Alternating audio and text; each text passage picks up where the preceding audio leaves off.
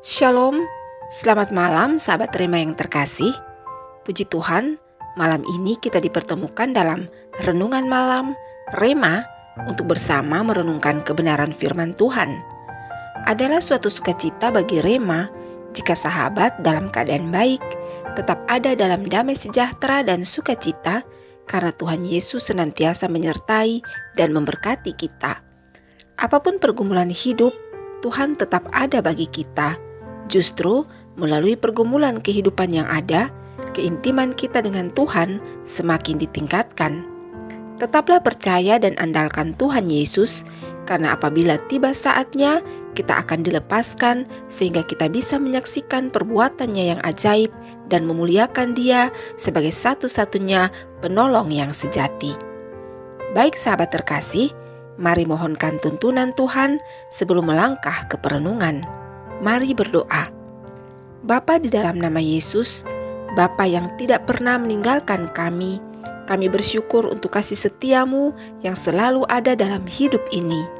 Terima kasih Bapa, karena Engkau sangat mengasihi kami, meskipun seringkali kami berdosa terhadap Engkau. Ampunilah dan kuasailah hidup kami dengan Roh Kudus, agar jalan-jalan kami selalu dituntun dalam kebenaran-Mu. Saat ini kami ingin belajar dan memahami kehendak-Mu. Berikanlah hikmat sorgawi, sehingga setelah kami renungkan, kami pun mampu untuk melakukannya. Dalam nama Yesus Kristus, kami berdoa. Haleluya. Amin. Bagian ayat firman Tuhan yang menjadi pedoman Rema saat ini terbaca dari Injil Matius pasal 6 ayatnya yang ke-30 yang tertulis demikian. Jadi, jika demikian Allah mendandani rumput di ladang yang hari ini ada dan besok dibuang ke dalam api, tidakkah Ia akan terlebih lagi mendandani kamu, hai orang yang kurang percaya?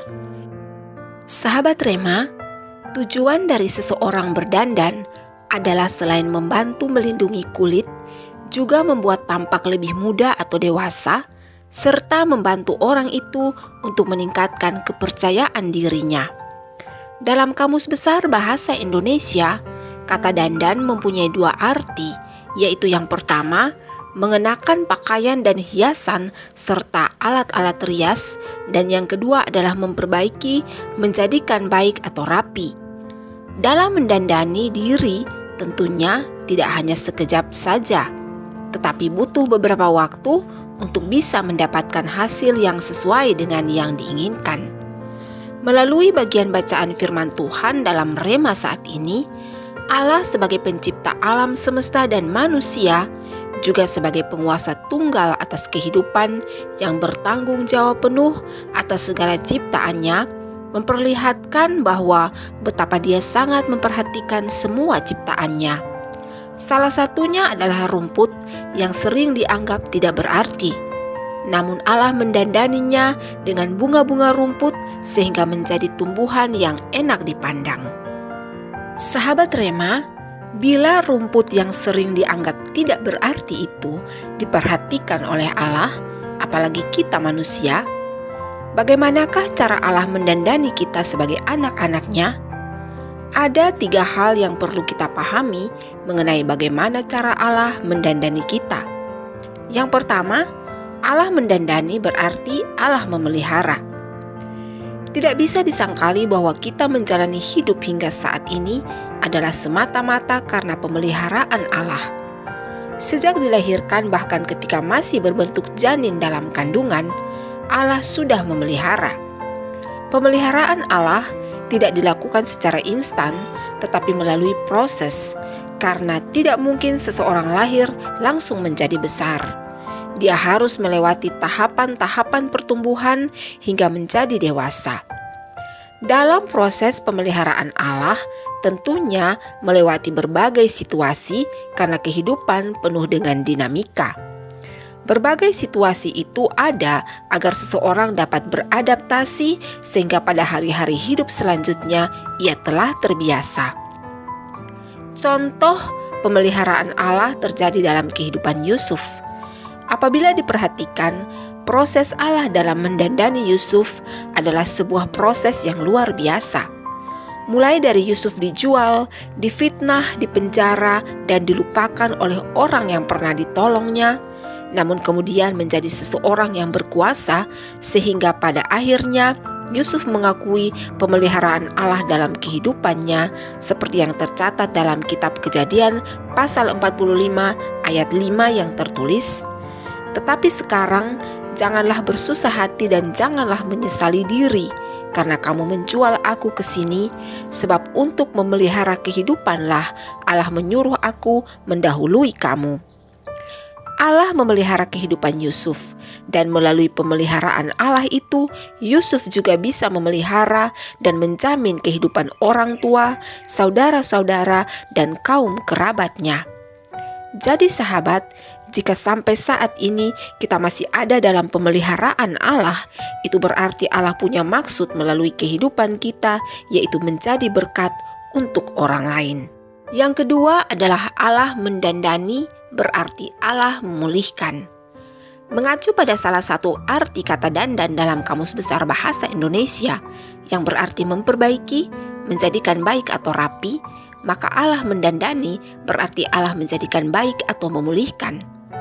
Sahabat Rema, kehidupan manusia sepanjang masih tinggal di dunia ini tidak terlepas dari dosa.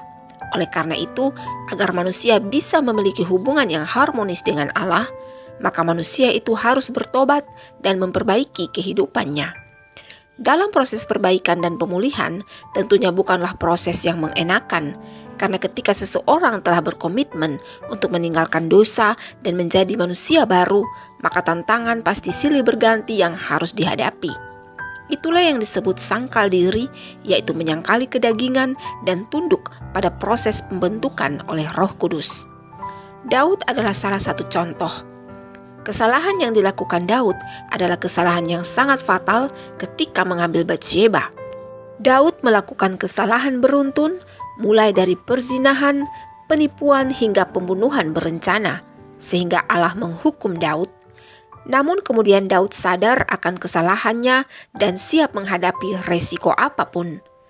Allah mendandani Daud dengan cara menyadarkan dia dari kesalahannya, sehingga melalui kesadaran dan pertobatan Daud membuat dia dipulihkan oleh Allah. Jadi, dandanan Allah adalah menyadarkan manusia dari dosa-dosa agar bertobat dan dipulihkan. Yang ketiga, Allah mendandani supaya kita dapat menjadi saksinya.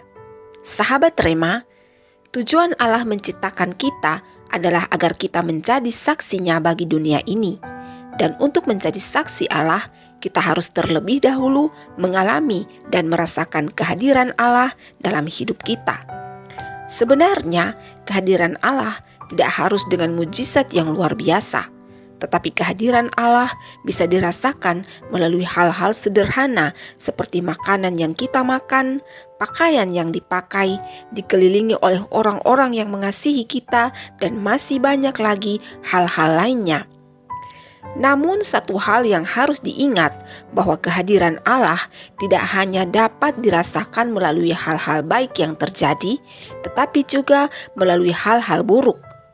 Jika kita tidak pernah mengalami sakit, maka kita tidak akan pernah mengalami dan merasakan kuasa kesembuhan dari Allah. Juga jika kita tidak pernah mengalami kelemahan, bagaimana kita bisa mengalami dan merasakan kekuatan dari Allah? Atau jika kita tidak pernah mengalami duka cita, maka kita tidak akan tahu dan merasakan bahwa Allah di dalam Yesus Kristus adalah satu-satunya sumber sukacita yang sejati. Mengalami kasih Tuhan dalam hidup adalah pangkal kesaksian bagi seseorang. Orang yang mengalami dan merasakan kasih Tuhan adalah mereka yang tahu bersyukur dalam segala hal, sehingga melalui apa yang telah dialami dan dirasakan itu, mereka bersyukur dan menyaksikannya lewat kehidupan.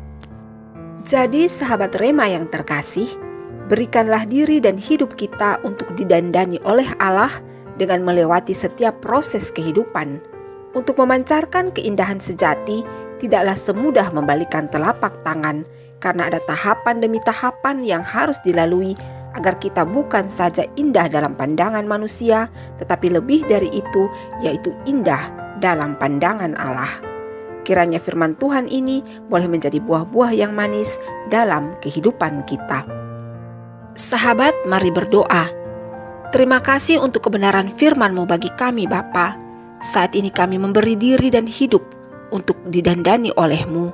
Kuatkanlah kami agar mampu melewati setiap proses dan tahapan kehidupan, karena kami percaya bahwa setiap hal yang Engkau izinkan terjadi dalam hidup ini, bahkan yang terburuk sekalipun, itu adalah semata-mata demi kebaikan kami. Dalam nama Yesus Kristus kami berdoa. Amin. Sahabat Rema yang diberkati Tuhan, tibalah kita di akhir kebersamaan. Jika sahabat diberkati dengan video Rema kali ini, maka berbagilah sehingga orang lain pun boleh diberkati. Jika Tuhan berkenan, kita pasti akan kembali bersama pada video Rema selanjutnya. Sampai jumpa dan selamat beristirahat sahabat. Penyertaan dan kasih setia Tuhan Yesus Kristus selalu ada bagi kita. Shalom.